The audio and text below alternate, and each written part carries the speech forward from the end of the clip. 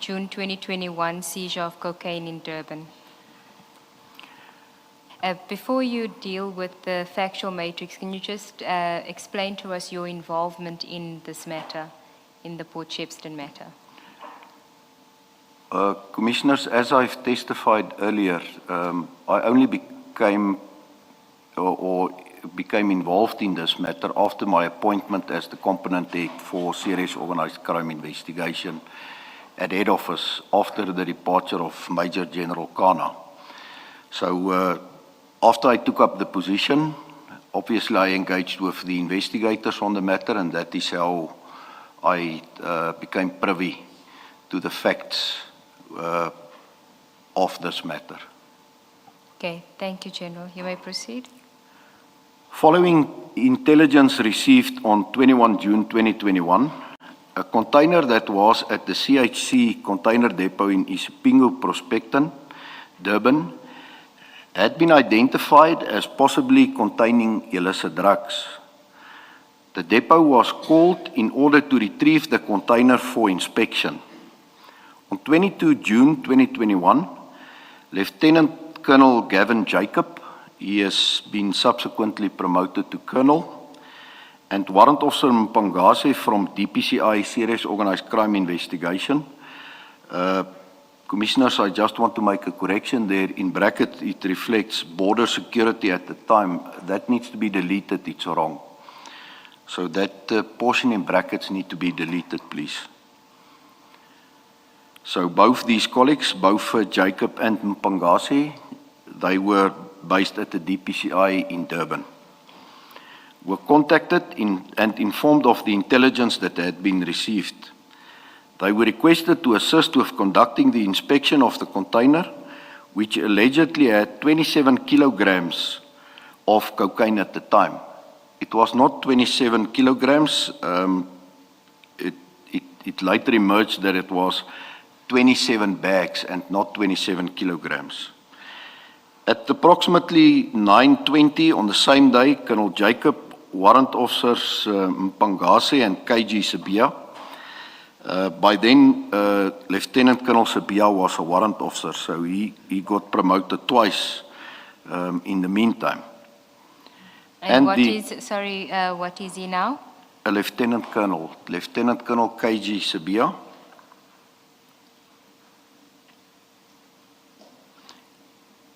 And the Crime Intelligence Officer, Captain Justice Jabulani Duma, went to the depot to conduct a search and seizure of the identified container.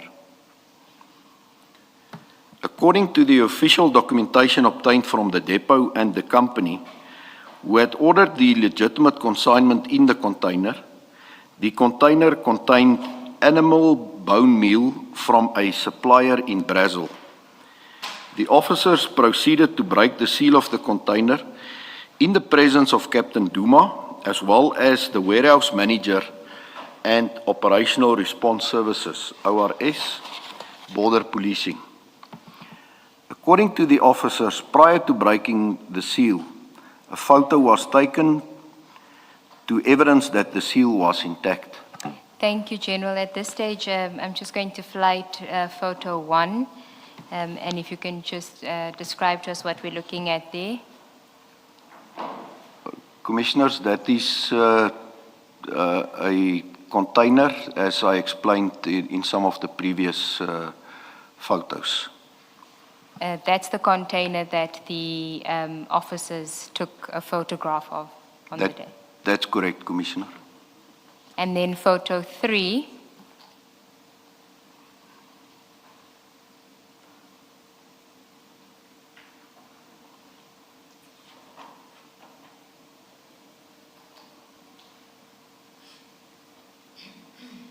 Sorry, before we get to photo 3, if we can do photo 2 first, because they mentioned the seal.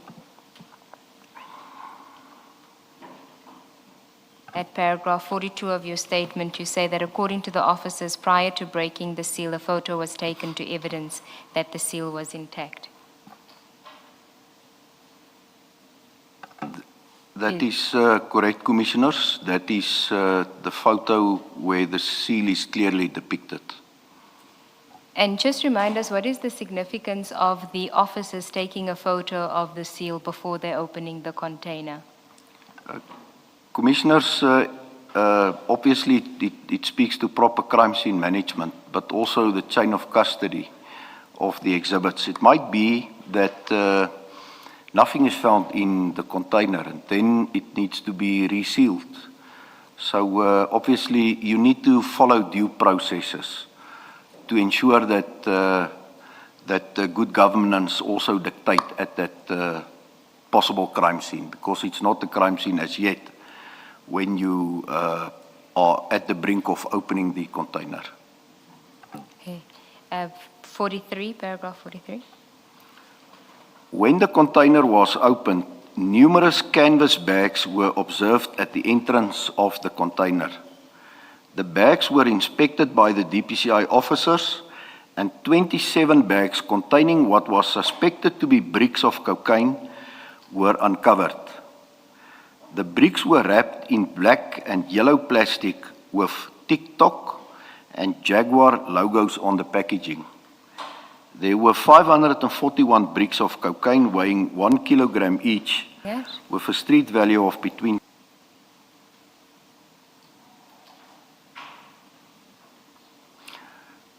Commissioners, that's a photo of the allegedly taken of the consignment that was found in the back of the container that also had the animal bone meal as part of the consignment. In general, do you know if South Africa was their final destination or if they were en route to somewhere else? No, it was the final destination, Commissioner. So they were coming into our country? That's correct, Commissioner. And this information they obtained from the consignee? That's correct. It is the bill of lading, the consignee, and all the paperwork associated to that, Commissioners. And if you zoom into that photograph at the white bags is the animal bone meal? That's correct, Commissioners. Commissioners, I think what's of importance here is that from the packaging where the cocaine is at the entrance to the container, it's clear that this is also an example of a rip-on, rip-off methodology that would have been applied here. So you need quick access to the drugs to remove it and obviously to get it away from the container as soon as possible. And at paragraph 43, you then mentioned that it was wrapped in black and yellow plastic with TikTok and Jaguar logos. If we can show photo 4 and 5.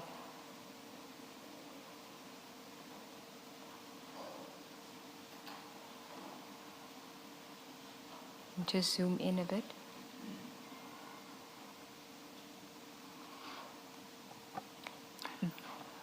That is correct, Commissioners. As I've testified earlier, this is a clear example where you can see the fingerprint or the identity of the supplier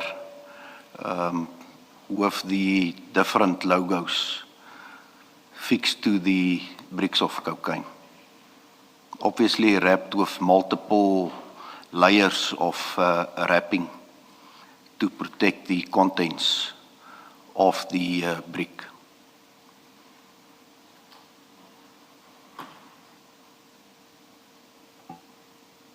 And there you see the TikTok and the Jaguar. That's correct. It's clearly visible, Commissioners. Thank you, General. You may continue from there. Oh, Sorry. General, presumably the law enforcement is able to identify or has identified who is Jaguar, who is TikTok, who does that W footprint or fingerprint belong to in terms of the owners of these drugs. Commissioners, this is part of the evidence that I would prefer not to delve too deep into, because this is transnational smuggling of narcotics in nature. And this goes back to the origin of the cocaine that's being smuggled into South Africa. So I would prefer, with your permission, not to go too deep into that, because that forms part of bigger, obviously, transnational investigations that are continuing. I wasn't asking you to name them. I just wanted to find out the principle that law enforcement is able to put their fingerprint to a particular group. Indeed, Commissioner, indeed, that's Thank you. true. Thank you, General. Paragraph 44.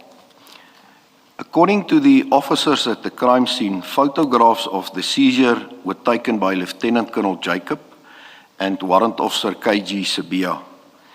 The officers decided to convey the suspected cocaine to the Isipingo police station for a detailed count. According to the officers, the crime scene was becoming busy with warehouse staff. Colonel Jacob, Warrant Officer Mpangase, KG Sabia, and Sergeants Govender and Mkize loaded the canvas bags into a marked police vehicle. General, Sergeants Govender and Mkize, are they also within DPCI? No, Commissioners, they were from border policing based in Durban Harbour. Okay, thank you. You may proceed. And then you say General Sonona took possession of the keys to the strong room after the exhibits were stored. Can you just explain that process? How does it work? The keys, where's the keys ordinarily kept? Commissioners, it's in fact a very simple process, but the key holder, obviously when you take over a SAP 13 facility, you need to obviously conduct a proper audit of all the exhibits there. Under the circumstances here, all the other exhibits or articles were removed from the safe, but there needs to be a proper handing over of that facility then, obviously, as well as the key or keys to the SAP 13 or the vault. And these keys are the keys to where the cocaine was going to be stored? That's correct, Commissioners. And routinely, who keeps that key? Is it, because General Sonona at that stage was the provincial head of DPCI. So this seems to me to be an operational matter, the keeping of the keys. Commissioners, in practice, it is the SAP 13 custodian that will maintain the command and control over a SAP 13 facility. By no means the provincial head. That was my follow-up question. Who was actually responsible for the custody of this consignment of drugs? And at what point did it move from SAPS to DPCI? Because my understanding is that if it had been at the Isipingo SAPS, SAPS would have been responsible for that. So Yep. How does it work when it then moves to the Port Shepstone warehouse of the DPCI? And who then becomes responsible? Is it still SAPS or is it now DPCI? Understanding that they are all part of SAPS, but they are just different units. Yeah, Commissioners, thank you for that question. Obviously, if the exhibits were left at Isipingo after it was booked in, it would have been the responsibility of the station commander and obviously the SAP 13 clerk to ensure that the exhibits are kept behind lock and key. The moment the DPCI booked it in and booked it out immediately, they assumed responsibility for that exhibits. But could DPCI do that? That's correct, Commissioner. There is provisions in the national instructions that the DPCI is having authority to have separate SAP 13 facilities. By nature of our work, obviously, all exhibits cannot necessarily be immediately entered at the police station due to the sensitivity of investigations. So you are satisfied that these exhibits were lawfully removed from Isipingo subs? It's lawfully removed indeed, Commissioner. Thank you.